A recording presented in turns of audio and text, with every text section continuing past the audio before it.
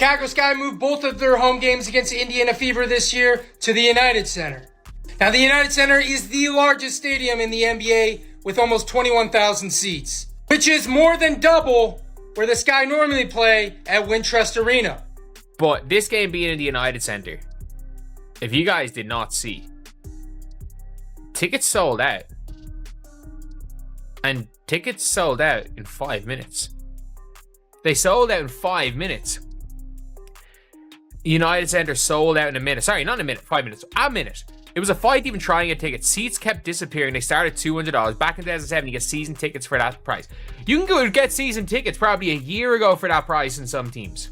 Imagine this. A team in any sport willingly gives up their home court advantage. Not just for one game, but two. Against their biggest rival. In a league where every win counts and home support is gold, it sounds like madness, right? Well, that's exactly what the Chicago Sky just did, moving not one, but two of their home games against the Indiana Fever to the United Center, a stadium more than double the size of their usual arena. Why would any team make such a drastic move? What force could be so powerful it would make a team essentially surrender their home turf? This isn't just about basketball, it's about a phenomenon that's rewriting the rules of the WNBA. It took just 60 seconds, 1 minute, the time it takes to tie a shoelace, pour a cup of coffee, or check a text. That's all the time the Chicago Sky needed to sell out 20,000 tickets for their highly anticipated matchup against the Indiana Fever. And let's not kid ourselves, the reason is as clear as day. Caitlyn Clark. From Iowa to Indiana and now to the biggest basketball cities across the country, the Caitlyn Clark effect is more than just a catchy phrase. It's a movement. Basically, the Sky Fever tickets went on sale at 11 a.m. today for the United Center. This is the game that was changed into the 23,000 people arena, which I think is only 21,500 for games and 23,000 for concerts. But it sold out like that. However, the announcement hit and then pandemonium.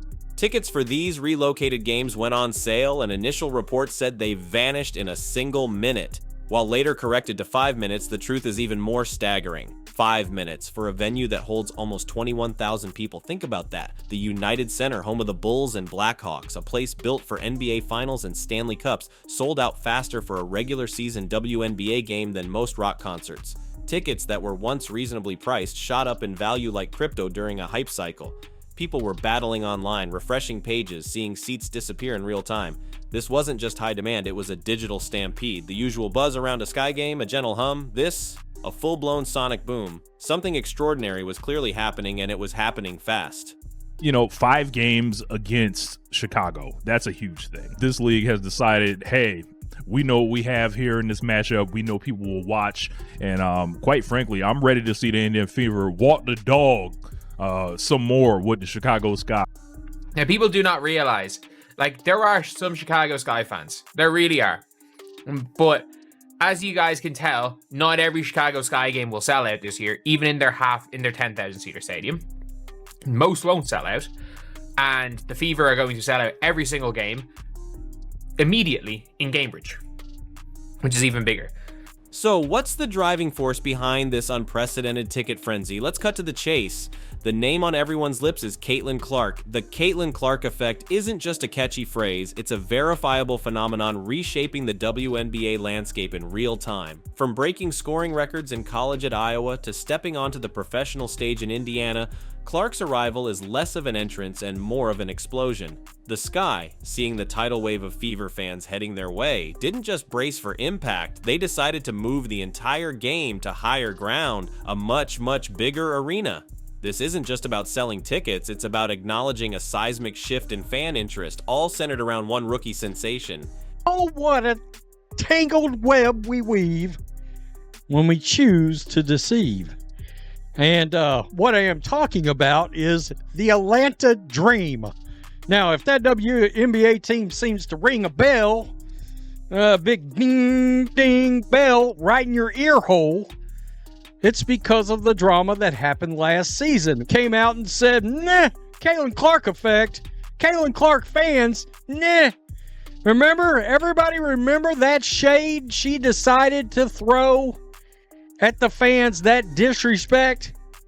Anybody forget that? Well, my goodness. There we are right there. Atlanta Dream under fire after co-owners Caitlyn Clark fan comments and Sky disrespect. And it was about, here we go. That ain't a representation of us, said about Clark fans. Y'all not like us. They not like us. Now, you might hear some chatter trying to spin this narrative differently. Whispers that this is all about Angel Reese, the Sky's own star rookie, and her dedicated fan base. And yes, Reese has brought energy and attention to Chicago, but let's be real. Attributing this level of mania to anything other than the Caitlyn Clark effect requires some serious mental gymnastics. While Reese has her supporters, the sheer scale of this phenomenon, the record-breaking ticket sales, the arena relocation, it all points overwhelmingly to one source. It's like saying a local band selling out a small club is the same as Taylor Swift filling a stadium. Both are successful, but the scale is on entirely different planets. This isn't to diminish Reese's impact, but to simply acknowledge the undeniable force that's currently dominating the WNBA conversation. There's no doubt that this game is going to sell out. It is like the hot ticket of the season. And incidentally, it is going to break the record for the biggest crowd of a WNBA season. The Chicago Sky aren't alone in feeling this Clark quake. Look at the Atlanta Dream. Remember their co-owner who publicly downplayed Clark's appeal and even seemed to throw shade at her fans? Well, fast forward a few months, and suddenly the Dream are also upgrading to a larger venue when the Fever come to town. A team that once seemed dismissive is now scrambling to capitalize. It's a classic case of money talks, and in this situation, it screams. The Dream's about face perfectly illustrates the economic reality of the Caitlyn Clark effect. It's not just about ticket sales in Indiana or Chicago, it's a league-wide surge.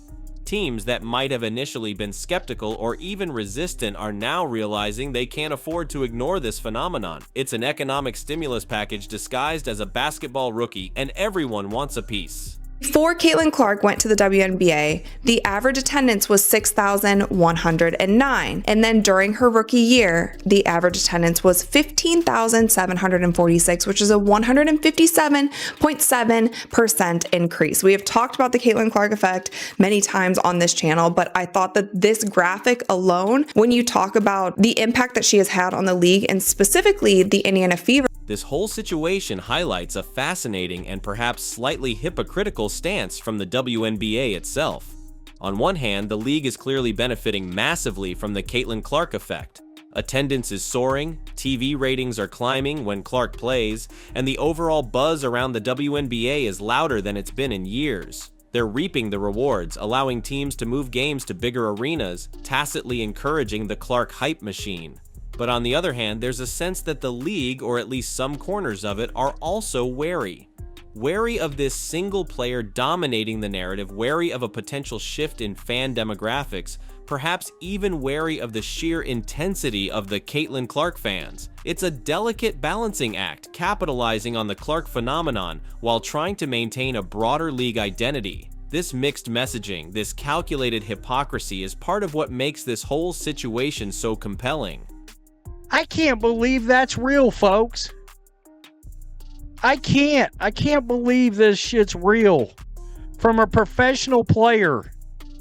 I shouldn't be surprised, and yet I'm still surprised because Indiana Fever preseason, not even like preseason, exhibition game where the Indiana Fever are going to play the Brazilian national team at Cover Hawkeye Arena, Caitlyn's college facility, sold out. They went on sale this morning at 9 a.m. for Fever season ticket holders, Iowa donors, and Iowa season ticket holders for women's basketball. And then general admission was supposed to go on sale tomorrow at 9 a.m. I'm hearing rumblings of like maybe scalpers got in, like the secondary market is already crazy. Amidst all the ticket sales, arena moves, and media frenzy, there's the actual basketball being played, and here the contrast becomes even sharper. While Caitlyn Clark's games are selling out arenas and drawing massive TV audiences, other games, well, not so much. There are whispers and sometimes not so whispers about empty seats and lackluster attendance when Clark isn't on the court.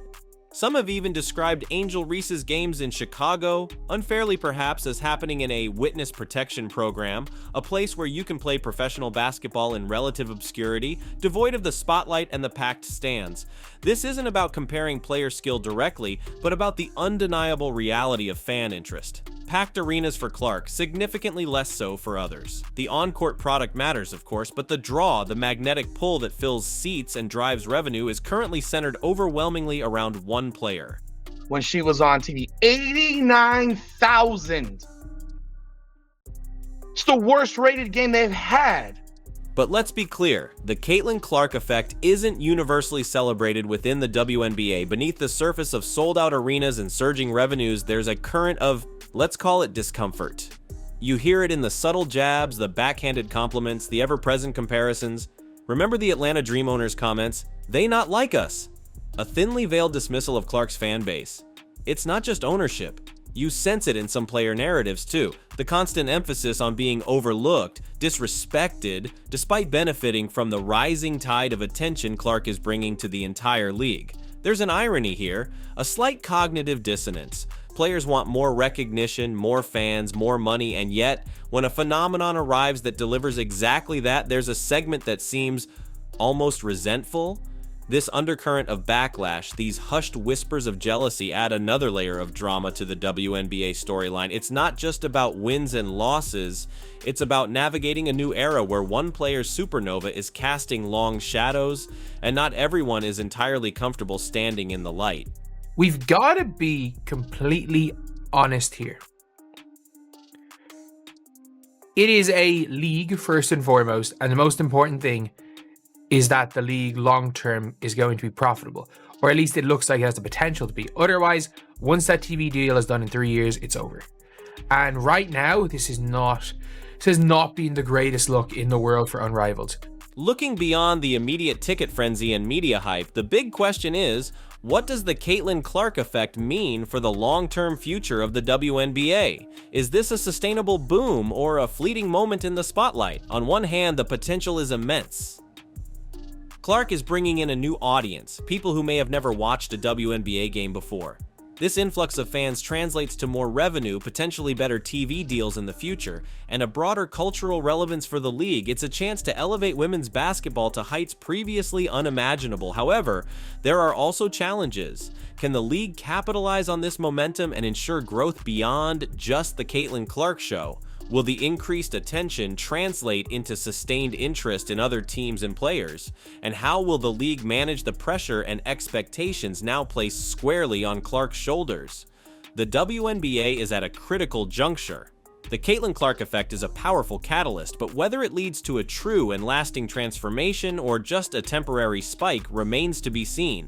The next few years will be crucial in shaping the legacy of this era and defining the future of women's professional basketball. So as you can see, Coach Keith Porter is there. He is ready to take Caitlyn Clark's game to the next level. They're working on a lot of finishes in this video, a lot of finishes at the rim, and maybe some different finishes that we didn't see from her in the 2024 season.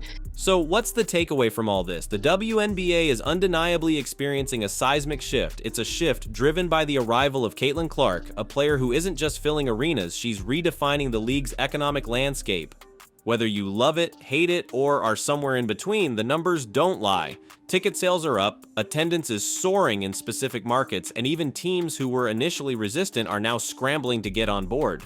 The Chicago Sky moving home games, the Atlanta Dream upgrading stadiums, these aren't isolated incidents, they are symptoms of a league undergoing a fundamental transformation. The Caitlyn Clark effect is real, it's powerful, and it's rewriting the WNBA story as we watch. The question now isn't whether it's happening, but what this new reality means for the future of the league.